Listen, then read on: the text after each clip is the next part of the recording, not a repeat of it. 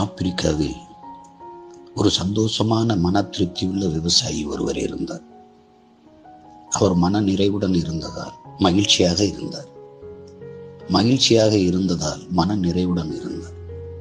ஒரு நாள் ஒரு ஞானி அவரிடம் வந்தார்.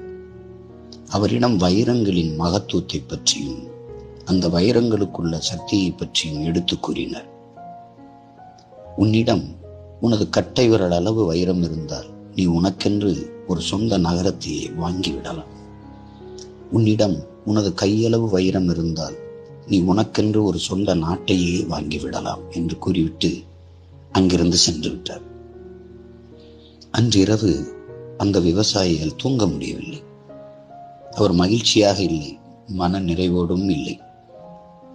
அவர் மன நிறைவுடன் இல்லாததால் மகிழ்ச்சியாக இல்லாததால் மன நிறைவுடன் இல்லை. அடுத்த நாள் காலை அவரது நிலங்களை விற்க ஏற்பாடுகள் செய்துவிட்டு அவரது குடும்பத்திற்கு வேண்டியவற்றை செய்து கொடுத்துவிட்டு வைரங்களை தேடி புறப்பட்டு சென்றார். நற்செய்திகள் தொடரும்.